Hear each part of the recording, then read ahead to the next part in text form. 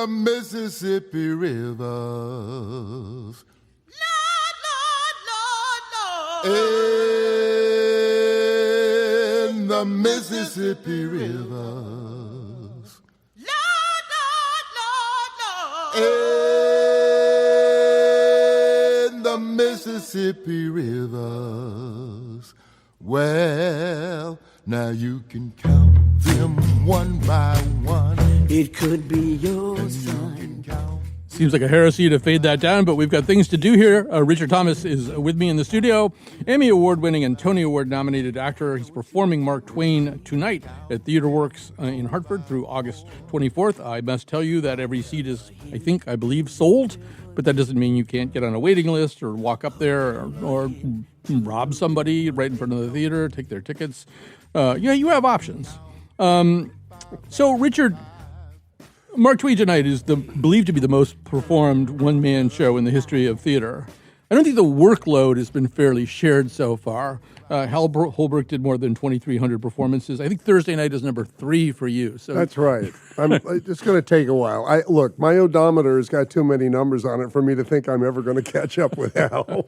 So they got a lot more performances in my rearview mirror than up ahead. But first of all, what was that music you were playing? It's a Mavis Staples thing. I'll give it to you. Oh, my goodness. I'll give you the citation at the end. Yeah. Oh, thanks for starting with that. No, I'm not trying to catch up in any way. I mean, Hal did this show, who I knew quite well and we were very fond, and it was a lovely relationship. He did this show for about 50 years. Mm-hmm. The only advantage I have on Hal is that he was 30 when he started doing it, and I'm already the age that Twain is supposed to be when he gives this particular lecture. So I got, I don't have to do any applications and put on any age spots or wrinkles because they're already there. Although I want to talk about that because I'm watching Tuesday night, and the first thing we see is you walk out on stage as Mark Twain. But you don't walk the way you walk. You walk, I think, the way you think he might have walked. There's a little hitch in his get-along. Yeah. There's a little sign of his age. The physicality, you and Twain might be roughly the same age. Well, yeah, I'm a little older than he was. Yeah. He's 71 when he gives this lecture, and I'm 74 now. I just try to walk the way I do when I get up in the middle of the night to go where we have to go. That's the walk I'm using. Yeah. Also, he had a sort of side-to-side gait. Mm-hmm. You can see it in the one piece of footage on him, and he talks about it, how he walked like he was on a ship, like rocking ship, and he and I can't do too much of that because I don't want to over-characterize it, but for coming out, it really should look like an old man coming out on the stage. I think also, to me, a bunch of questions sprang up in my mind right away, which is kind of how many people are out on stage right now. Richard Thomas is out on stage. Mark Twain is out on stage. But there's also Sam Clemens. Oh, yeah. And by this time in his life, he's been through the annus horribilis where he went bankrupt and Susie, his beloved daughter, died. Pretty close chronicity there. And then, since then, Livy has now died on a trip to Florence. Yeah, he's bereft. Yeah, and I'm just wondering about that because you're, in one way, incarnating the Mark Twain who went around enchanting and invigilating audiences. I'm wondering what you're thinking about the guy who's under there. Well, excuse me. It's my morning theater voice. It's a great question, and as he got older and suffered more personal tragedy, and as his social consciousness evolved, and he became more and more impatient with the injustices and absurdities that he saw around him, his view of mankind, not even on the personal, but his view of mankind at large got darker and darker. Livy would say, youth, this is too dark for people. They don't want, and there's no way to really talk about it in terms of his family life, but I wanted to be sure that there were sections included in this version that reflected his real dissatisfaction with the human condition and with the human race. And as he says, people call me a pessimist in my old age, but I'm not. I'm an optimist who did not arrive, because he was essentially an exuberant, life-filled person. But this jaundiced view of humanity really needs to be reflected And so we have some stuff in there that reflects that, I think. I wonder if you also think that one reason he's doing this is because he needs to. Because living... I identify this with, if people knew what was going on in my life right now, they'd be kind of surprised I'm on the radio. But I'm on the radio partly because I feel better doing that. Right. And I wonder about that too. Like, he could be sitting alone thinking about how sad he was without Livy and how disgusted he was with the human condition. But instead, he's out there making people laugh. And I'm wondering if he kind of needs that. There's nothing like applause and laughter. Nothing. All three people are saying that at the same time. Richard Thomas, Sam all Clemens, and Mark Twain. and Hal. Yeah. Every time a joke lands, I can hear Hal on my shoulder going, "Yep, you got him. That's great." Or wait a minute, hold a little longer, and you'll get it next time. Right. He always complained about having to go out on the road. He loved his family life. He loved his family. One, he had to do that worldwide tour because he was bankrupt. He had to work off the bankruptcy. But so he was always complaining about, I never want to go out again. I never wanted to do it again. But once he got on the road and was enjoying audiences and working on his material, he was happy. And he would write letters home to Livy saying, I got them tonight. They were right in the palm of my hand. Or this is the stupidest city I've ever been in. These people don't understand anything, which is very much the way you feel when you're on tour with a play. I've done a bunch of touring and I can identify. Yeah, and you are going to be doing quite a bit. The tour for this is already beginning to be laid out. You're going to be on the road for quite a while. I'm on the road this time out until the end of February of next year. We got about 48 cities. The interesting thing about this for me is this is a performance piece about a performance piece. Yes. Right? What I'm doing, there are one-person shows about historical characters which are written in the voice of or whatever, but this is I'm actually doing what Twain did, using many of the pieces that he used. So I'm literally doing, and by touring it, I'm actually doing what he did and what Hal did. So it's kind of a wonderful feeling to be, in a way, having that experience. For instance, we have a set in Hartford, right? And which is very much like what Hal used. But from theater to theater across the country, those furniture pieces, that's going to change, just like they would have for Twain. And so you'll be dealing with whatever you're dealing with from city to city. So I feel excited that I'm kind of reenacting his own experiences. So since we keep mentioning Hal Holbrook, let's hear from him. I think it was 10 years ago, that I spoke to him about all this. So here's A1. It's easy to find stuff that sounds like he was talking about what's happening today in the papers, because we haven't changed a bit. In the last 100 years, either in our political shenanigans or in our religious shenanigans. And Mark Twain put his finger right on it. For example, in The Gilded Age, the book he wrote in 1872, published 1872, he talked about lobbyists in Washington. And he called the lobbyists our invisible government in Washington.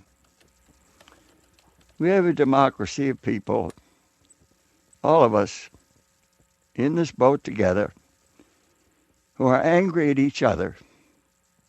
And that is just a terrible shame. We cannot move forward if we're angry at each other. And we're living in a very dangerous world that is breaking apart all around us. And we got to come together and remember who we are and not go fighting each other this way, because it just doesn't work. So that's Hal Holbrook on this show, I think just a few weeks before his 90th birthday. I think he also did Mark Twain Tonight here in Hartford on his 90th birthday. Yeah, that's right. But just talking to you before the show, you're having the same feelings. He's talking in early 2015, so some of the things that really color our world these days hadn't quite happened, although the stage was all laid out for them to happen.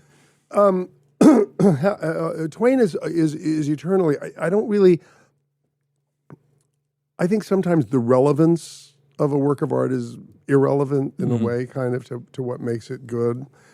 I mean, what makes Twain's relevance more than palatable, but what makes it go in deep is that he's always tries to find something funny to say about it, because humor opens the door and makes us receptive. So it's fantastic. Like he said, humor is mankind's greatest blessing. You can tell by listening to Hal that there's an awful lot of Twain. That I don't know if Hal took over Twain or Twain took over Hal, but you can hear it in there. And of course, he had the wonderful advantage, which I'm now beginning to experience, of, and apropos to your playing this, of getting to know this person that you're playing, because one of the most beautiful things about Twain is that he was open about all of his contradictions. He was the first one to talk about his vices. He was the first one to talk about being lazy and intemperate, and so you really feel like you know the man, and hopefully the audience feels a sense of intimacy with who he is.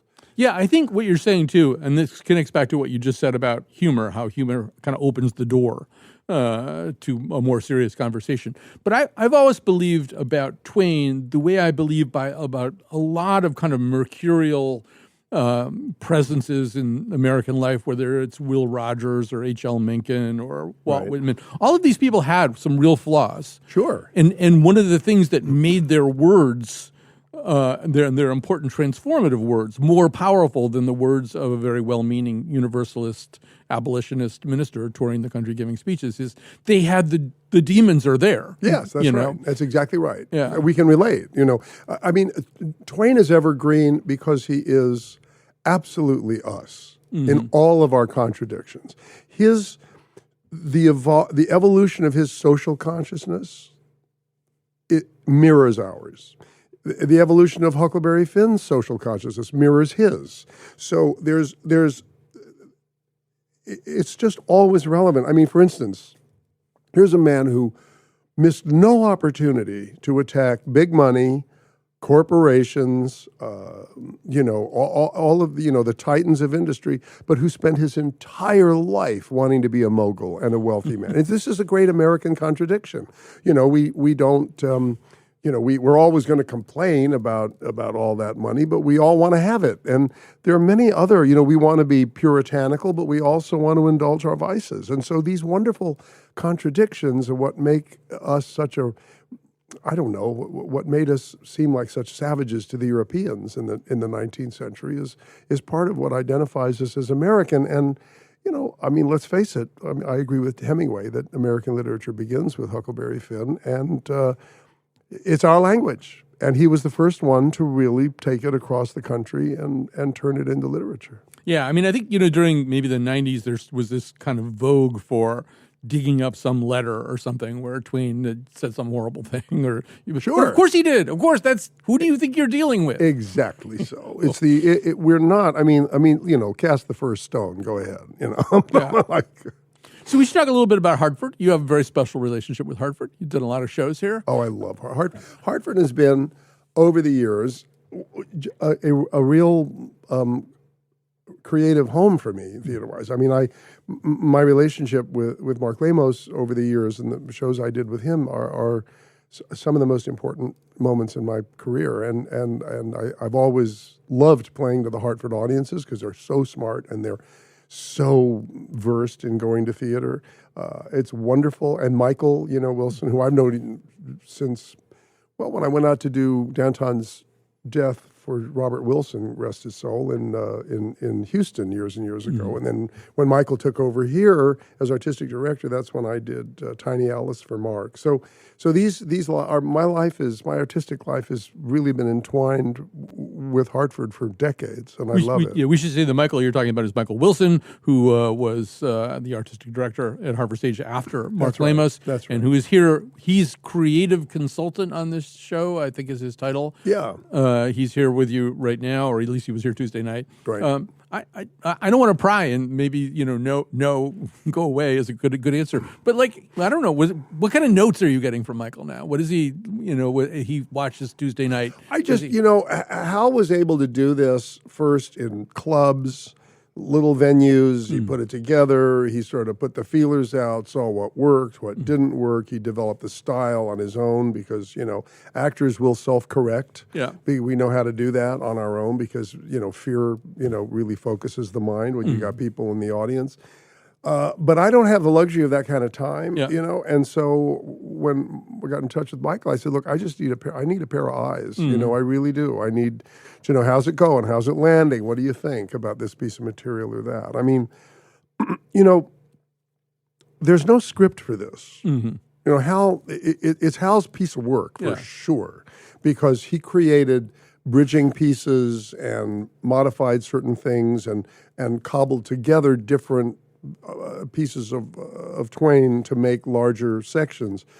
But it's really like a deck of cards that he would reshuffle from city to city and place to place. One night he'd take out one piece and put in another piece. And I haven't had the luxury to learn all of this yet. So I sort of had to create a script for myself based on Hal's material. And hopefully as it plays and I begin to learn other pieces, I can start to switch things in and out and have the kind of fun with it that he did. It's a wonderful thing because it's absolutely Hal Holbrook's Mark Twain Tonight, but it's not a conventional play. It's a very open system. It's an open piece, and that's very exciting. And I really hope I'm not the last actor to do it. I mean, it's, as far as I'm concerned, the minute another actor does a piece of work, it's in the repertoire. Yeah. No, I think the next person will actually be AI or something when you're done. I wonder what Twain would have said about AI. Yes. I think we could probably guess, but who knows? He's unpredictable. I There would is, imagine. speaking of that idea that you'll have sort of modules that you can move in and out, as Holbrook did. I mean, there is right now like a 4-joke Hartford sequence, which I assume isn't going to Wausau, Wisconsin, or Orange, Texas. That's a great thing. I mean, he may not be a native son of Hartford, but he is certainly an adopted one. Yeah. And he wrote this wonderful thing about when he did one of these things in Hartford, and so we had to put it in. Some of that will work in any city, but he went everywhere. I'm looking at things he might have said and comments he might have said in any of the cities that because whatever he did, he always prefaced it by a little talk about where he was. Yep. So we're going to be mining that to see if there's something we can come up from city to city. But I'm hoping I can preserve a version of it because people like to be included. Also, if it's 2025 and 2026 and you're watching something about someone who was it was like 1905, but he talks about your community and holds up your local newspaper, then the time warp thing is happening, it's kind of meta, which I like a lot. Yeah, I think you did brandish a Hartford Current. I certainly for a second or did. two there. Absolutely. Yeah, and so there's also only because they've written good reviews of me over the years. I'm sure you'll get another one. I don't know. I never depend on it. Yeah, there's also a I forget what the Joseph Twitchell line is. Twain had two, I think, really great friends in Hartford, Charles Dudley Warner and the Reverend Joseph That's Twitchell, right. which is an interesting thing because Twain was so resolutely, I think, heretical as opposed to an atheist. I think he just enjoyed really kind of arguing with God. For an atheist, he talks about the deity an awful lot. Exactly. He doesn't qualify as an atheist. I know. What's the Twitchell line in the show, or do you not want to? He says, I remember once talking to my our pastor Joe Twitchell of Asylum Hill Congregational that I wish to be cremated. He just looked at me and said, I wouldn't worry about that if I had your chances. I mean, they were seriously close friends, and I think he liked to be challenged. I think conversation was very important to him, and unlike the world we're living in now, he wasn't interested in an echo chamber. He's an equal opportunity offender. I fully anticipate going out there and pissing off people on the right and the left. It'll be very exciting. Yeah. I remember before he created The Simpsons, Matt Groening had a comic strip called Life is Hell or Life in Hell. Yeah, sure. And there were these two identical people. I think their names were Jeff and Akbar. And he would be asked all the time who they were. Were they a gay couple? Were they twins? Were they Muslims? What were they? And he would always say, whichever possibility offends you the most. Exactly right. Yeah, that'd be Twain too. Yeah, no, he wouldn't want to be. He would never want you to be told. He wants you to be entertained, but not necessarily comfortable. Yeah. All right, we're going to grab a quick break here. We're talking to Richard Thomas, and you got to hear a little bit of the voice that he's doing for Twain. It's also one of the reasons he's drinking a lot of water. I know. And we'll be back. We're going to add to the conversation John Jeremiah Sullivan as well, who's written about this for Harper's. She says she'll meet me when I come. I'm just a going over Jordan. I'm just a going over home. Well, your dadgum government, you sorry so-and-sos. You got your damned hands in every pocket of my clothes. Well, you dadgum government. Oh, don't you know, oh, don't you love them sometimes? That, by the way, is John Goodman singing in the Broadway cast of Big River with the Roger Miller music. Richard Thomas is here with me in studio. He is performing Mark Twain tonight at Theater Works in Hartford through August 24th. Tickets very tough to come by at this point. Joining us also is John Jeremiah Sullivan, writer, musician, and editor. His essay, Twain Dreams, The Enigma of Samuel Clemens, ran this June in the 175th anniversary of Harper's. I'm just going to begin this segment by saying this morning, I walk my dog with a whole bunch of other people walking their dogs, and we just bump into each other every morning. And one of them had just come back from a road trip, and he'd been in Lake Tahoe, and this came up apropos of nothing, not apropos of Richard Thomas or anything else. He just said, "Oh, I was out in Lake Tahoe, and all they talk about is Mark Twain. I was on a boat tour, and they're pointing all this Mark Twain stuff out." And he said, Mark Twain's kind of a little cottage industry there. Yeah. And that's sort of true, too, right? He's in our DNA. He's in the drinking water at this point, perhaps. Yeah, he really is. Even when people don't know it. I mean, there are things that, there's a thing he says about his father. When I was a boy of 14, my father was so stupid I could hardly stand to have the old man around. But by the time I got to be 21, I was astonished at how much he learned in the last 7 years. A lot of people know that, but they don't know that's him. Yeah, and a lot of people attribute to him things that he did not say. Many things like that. Maybe he and Winston Churchill are vying for most misattributed. Exactly. So, John Jeremiah Sullivan, first of all, welcome to our conversation. One thing that you have suggested, and maybe me sitting in Hartford and Richard Thomas doing what he's doing, we might be the last people to know this if it turns out to be true. But you're thinking maybe there's a big Mark Twain revival happening, or at least there are early symptoms. Tell us about that. It's great to be with you. Yeah, I do think we're going through another little moment of Twainomania, as Greil Marcus called it. And give us some signs. Yeah. Well, this is one of them here, that Richard Thomas is bringing this great stage play back to life. I grew up listening to the vinyl recording of Hal Holbrook doing it. My father used to play it. My father was a Twain fanatic who would actually wear the white suit and everything on Twain's birthday. But we've had Percival Everett's novel, James, won the National Book Award. Shelley Fisher Fishkin, probably the most interesting modern scholar on Twain, has a new book out called Jim. So James and Jim at the same time. The Mark Twain Prize for Humor has become, I think, newly relevant, newly controversial. And Well, nobody mentions this, and obviously the HBO series bears no resemblance to the Mark Twain, Charles Dudley Warner novel. But the Gilded Age is kind of a thing people are talking about right now, and wondering if we're seeing some version of its excesses and disparities too. So we could maybe throw that in there. But you mentioned the Mark Twain Prize for Humor. We're going to play a little bit of Conan O'Brien's acceptance speech, the most recent recipient, and it kind of fits into your narrative as well. Let's hear Conan.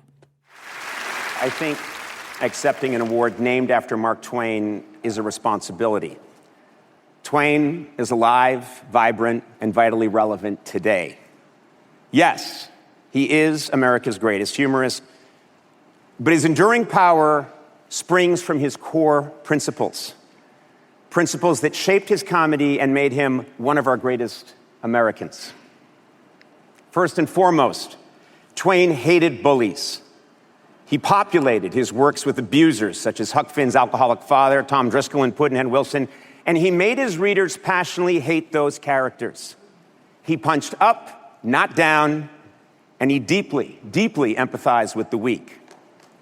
Twain was allergic to hypocrisy, and he loathed racism. Twain empathized with the powerless in America, former slaves struggling in Reconstruction, immigrant Chinese laborers in California, and European Jews fleeing anti-Semitism. Above all, Twain was a patriot in the best sense of the word. He loved America, but knew it was deeply flawed.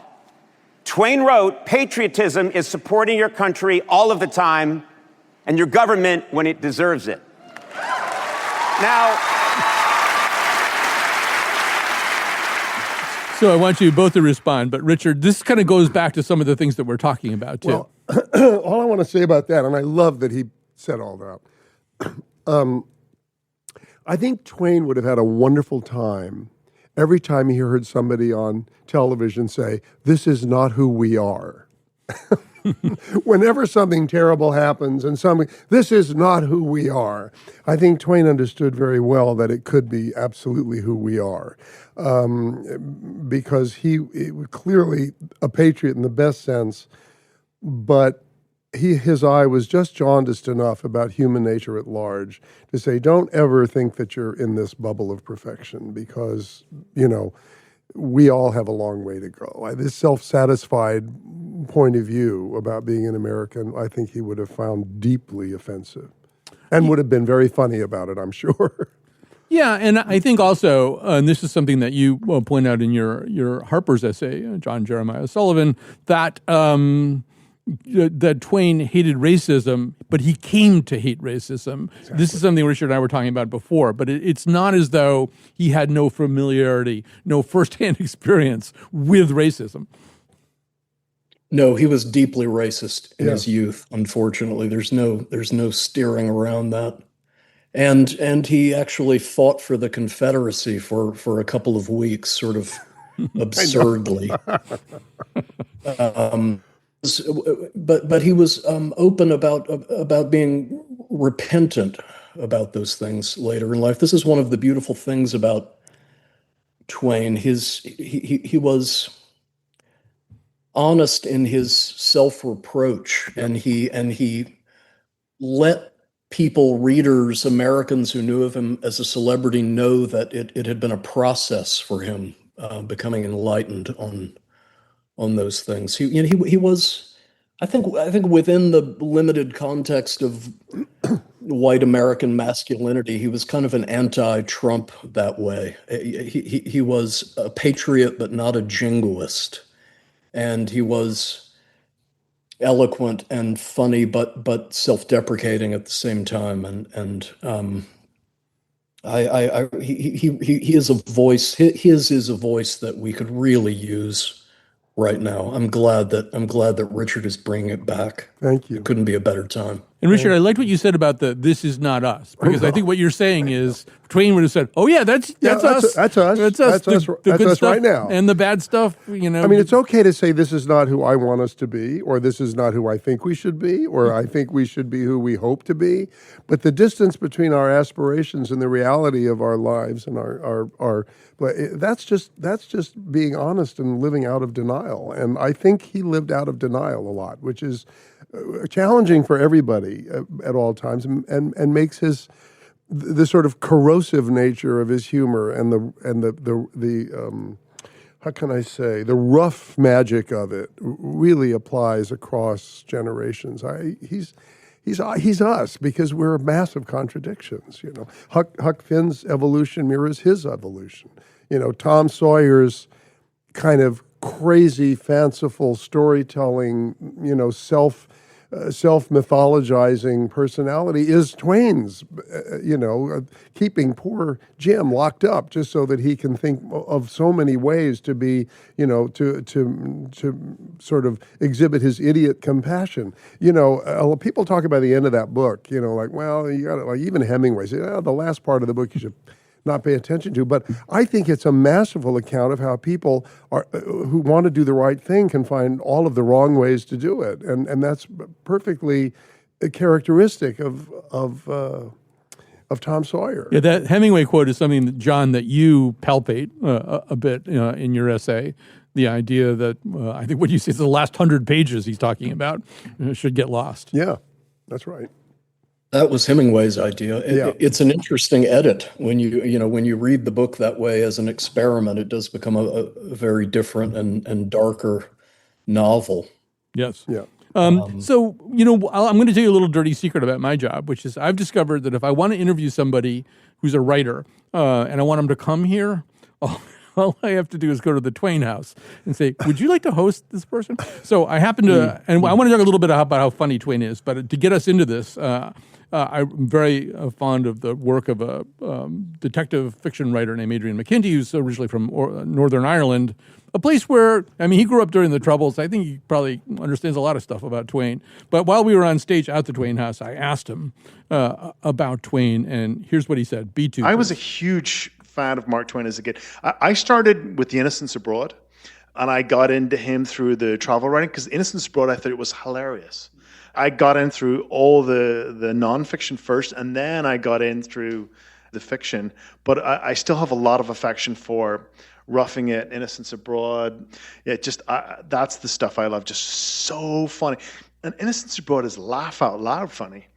People say, oh, nothing dates like humor, stuff that was funny 50 years ago won't be funny now. And that's not true. It's hilarious still. There's a short story he wrote called A Short Story About George Washington's Boyhood. And he never actually gets to the short story about George Washington's boyhood because he talks about how he's trying to learn the accordion. It's so side-splittingly funny. So I want you both to talk about that a little bit too. You're getting a really firsthand sense of how funny and what's funny. Well, you're going to get different laughs on different nights. But first of all, if you want to do a show, you got to trust the material, right? So, I adore Twain. I'm learning so much more about him now than I ever knew before. And I really am excited to have him as a companion for the next, I don't know how long it's going to be, but I can keep going deeper and deeper because you can go deep with him because he puts it all out there for you. And what he doesn't, this multiplicity of biographers can help you with. But, there's a part of you that wonders, okay, are they going to laugh at when he says about Noah trying to cram all of these animals into one seagoing barn? And he says, it was like trying to do the St. Vitus dance with a wooden leg. You go, are they going to bite? Are the fish going to bite at that? Yes, they did. And after a couple of nights out there with this is just 2 shows we've done. That material absolutely, it's still landing, and I don't know, man. He knew the secret. John, you've read about just being made to laugh by the word moistened, just the way he uses that. Yeah, I wonder if that's not partly what Hemingway and Faulkner had in mind when they made those otherwise kind of hyperbolic statements about Twain being the beginning of American writing. There were great writers before him. There was Melville and Emily Dickinson and Hawthorne and Whitman, but you'd have a hard time finding good laughs in those writers. And Twain is funny in a way that we can still hear and still respond to. And the moment you're talking about is a fascinating moment in his career. It was when he was a river pilot on the Mississippi. Yeah. And he was writing under not under the pseudonym Mark Twain, but under the name Sergeant Fathom. And he was writing these wonderful parodies of official reports on river conditions that the other pilots would contribute to the different newspapers along the Mississippi. And they were very kind of overconfident about what the river was going to do, in the coming days. And yeah, that was one of his lines was, that I predict that there will be flooding at this point on the Mississippi that has not been moistened by the river in decades or something like that. And it just immediately, that one word just cut through a century and a half of time and made me laugh in my chair. Yeah. And he still has that. You used the term rough magic a little while ago. He still has that, and that's a special thing for that to last in a writer. Well, when William Carlos Williams wrote about the wheelbarrow, he was doing something like when we hear the vernacular his genius for dialect, that elevates just common talk in a way that I think even, Melville and all of our greats who came before him they weren't quite interested in that. I mean, the European model, I think, was still very important in so much of the wonderful early literature in our country. I have to share I know what you mean, although sometimes... Go ahead. No, I was just going to say, sometimes it is easy to overstate that a little bit. And I've had to be educated on this by a really interesting man named Matt Seybold, who's at the Center for Mark Twain Studies in Elmira.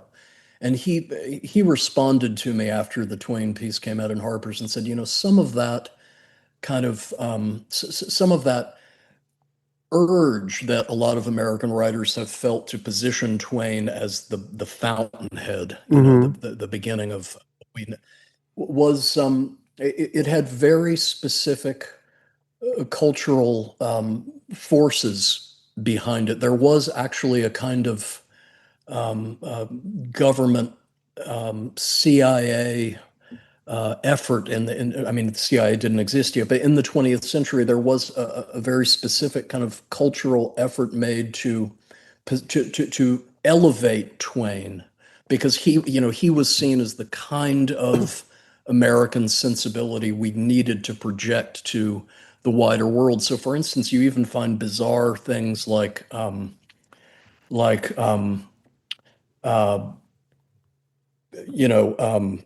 Kissinger kind of proselytizing for Twain at different conferences abroad. Sure. And we're still kind of living in the wake of that. Not that there wasn't truth to it, but there was this deliberate effort to say no, not any of these writers, but Mark Twain. He was the beginning. Well, I think that's really interesting information. I take it on board, but I would say, and I can add a little personal account to this. I remember it was some speech, George Bush Sr. referred to the Waltons, and we need to have more families like the Waltons, forgetting that the Waltons were New Deal Democrats. But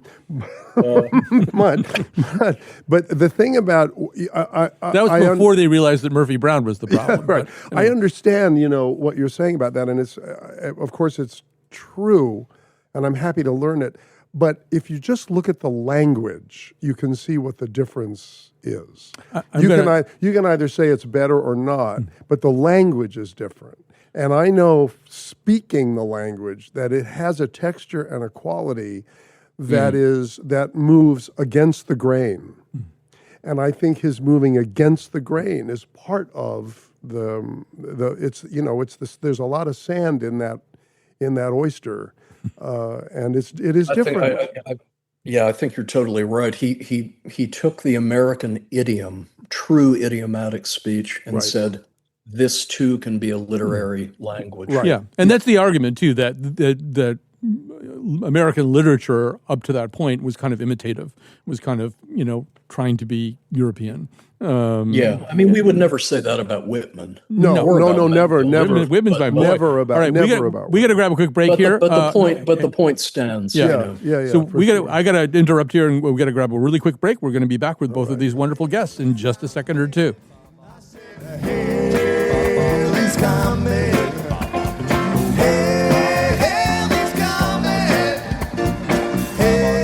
Hell is coming. Hell is coming.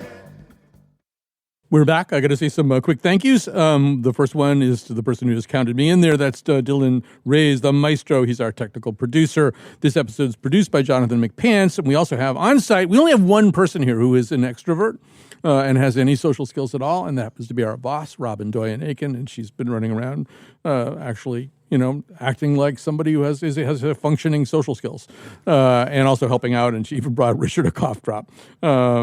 Which we're going to auction off the remainder of the cough drop for public broadcasting at a future date. That's gross. Also want to thank Catherine Plotnicki at the Theater Works, who helped out and did a lot of back and forth with us getting ready for it, and I think also drove Richard Thomas here today. And the amazing Howard Sherman, who gave us deep background about Richard Thomas. No, we're not using any of it, but no, he's great. We like him very much and know him very well. John Jeremiah Sullivan is with us, writer, musician, editor. You really do want to read his essay, Twain Dreams, The Enigma of Samuel Clemens, in Harper's. And, of course, Richard Thomas is here, Emmy Award-winning and Tony Award-nominated actor, played all kinds of iconic roles, and is now playing Mark Twain in Mark Twain's Tonight. So one of the things that we talked about a little bit when we were talking about the possible Twain-naissance that might be going on right now is Percival Everett's book. He was in the studio a while back, sitting roughly where Richard is sitting right now, and he did talk a little bit about exactly the thing we talked about before, the ending of Huck Finn. Let's hear what he says, C1. I think he would recognize the fact that his depiction of Jim was wanting and that he failed to render him as a complete person. But his job in telling his story was not about Jim. He was writing a story about an adolescent white boy moving through the landscape of America. Huck Finn is a failed novel. It occupies rightly a huge spot on our literary landscape. It's the first time that you have a character representing an adolescent America, the United States of State. He's talking about pre-Civil War. It's a young country. It's the first time we have a look at the most defining feature of the American experience from its inception until now, which is race. And so in that way, it's really important. He makes an interesting point there, Richard, which is that we think of him, sort of on or around 1900, but the voice of Huck Finn really is the voice of a very much younger America. Absolutely. And it is a story from a particular point of view, which is really the whole point. It's like we would talk about, people who push back a little bit on To Kill a Mockingbird, right? Because To Kill a Mockingbird is actually a story of a white family having its first real encounter with black trauma, right? So everybody cannot be as fully formed from Huck's point of view. And of course, from Twain. I mean, you can't, you really can't fault the pioneers for the land that they didn't get to. You have to, it's a mistake, I think, to throw that baby out with the bathwater. The people who were first and early, if they don't cover all the territory, I'm not sure they should be faulted for that. John, do you want to react either to Richard or to Percival Everett? Yeah, that's a really interesting little cluster of subjects there. I think I know that Percival Everett admires Twain very much. He's spoken and written about that, and it's interesting to hear him call it a failed novel. It reminds me of what Faulkner said about the novel as a genre of necessary failure, and that what we ask of a great novel is not did it succeed, but how large was its failure, and did its failure enlarge us? And I think that's certainly the case with the adventures of of Huckleberry Finn. Yeah. And interesting, too, to hear Everett talk about America itself as having been adolescent at the time. Right. Yeah. That's very acute. Yeah, it is really interesting. So, just to build on that a little bit, one thing I started thinking about today is, are there any kind of plausible modern analogs to Twain, and what would that entail? And the two names that popped into my head, one of them is Vonnegut, who's now no longer with us, but I worked with Vonnegut for one gig. And I mean, he had that quality that I think that you're both talking about. Twain would consider it a disappointment if he didn't piss off, a third to half of his audience on some given night. Vonnegut's a little bit the same way. The other person I think of is Randy Newman, who writes songs that really get into our discomfort about race and injustice, and isn't afraid to be misunderstood. He has these unreliable narrators. But when you think about that, it's a hard thing to do these days because there's so many constituencies who want to jump in and step on whatever you're saying. We talk a little bit about Twain's fearlessness, or is just a pathology? Well, I think I sure wish he were here now. Like I wish George Carlin were here now. Wouldn't that be great? Wouldn't you want to hear that? Loss. Wouldn't you want to hear that act? What a loss! I couldn't agree more. We are walking on such eggshells, and humor is always an early victim, and the eggshells are being scattered by everybody. Not but somebody's got to be right. If I had to vote, I think Dave Chappelle is probably. Oh, absolutely. I completely agree. Yep. I totally agree. If Yeah, you described the thing he did at the Twain Awards where he just put his face. It was your piece where I read that, right? Where he puts his face right next to the statue. Right down next to Twain's, and gave an enigmatic smile of some kind. But he also, I learned this from one of your producers. Actually, he did include a bit about Twain in that speech when he accepted that award, or at least in one of his stand-up performances from earlier that year. And it's really funny because he talks about. Well, it's bizarre actually. He brings out the same idea that Percival Everett wound up. Basing his novel on, of telling the Huckleberry Finn story from the point of view of Jim, and he says, he has this joke where he says, Huckleberry Finn is really kind of a poor white name. It's a white trash name. And he said, if you're a black man and you meet your lawyer and he introduces himself as Huckleberry, you're going to lose that case. It's so true. That's the kind of thing Twain might have said. Yeah. Exactly. I think you're absolutely right about Dave Chappelle. We only got about a minute left. And Richard, one thing we were talking about before we went on the air is Ron Chernow's point that Twain would have understood how to be a celebrity now, that he figured out in his time what it meant to be a celebrity in a way that nobody else had ever been a celebrity. That's right. And he did commercials, he did fountain pen ads. Oh, absolutely. He was a media man. He really was. I mean, he was probably you have Artemis Ward that you have to give a lot of credit to for a lot of things, but he was really the first globally famous stand-up comedian, and there was so much more content than just that. But I don't know how he did it. He went to San Francisco. He was scared to death. He walked out there terrified, couldn't hardly open his mouth. And within 10 minutes, something had happened that was going to change public performance across the country. All right, this has flown by way, way too fast, and unfortunately, our time is over. Richard Thomas, you can see him performing Mark Twain tonight all over the country until next February. So just be like the Grateful Dead fans and just follow him around. John Jeremiah Sullivan with us today. Read his piece, Twain Dreams, The Enigma of Samuel Clemens, ran in the June issue of Harper's 175th anniversary issue. Thank you to both of you. And we will say goodbye. We're coming back tomorrow, actually, with a conversation about the future of magazines, which kind of fits.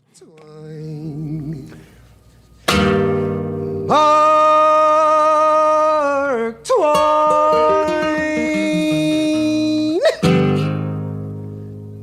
no fathoms of the starboard bow.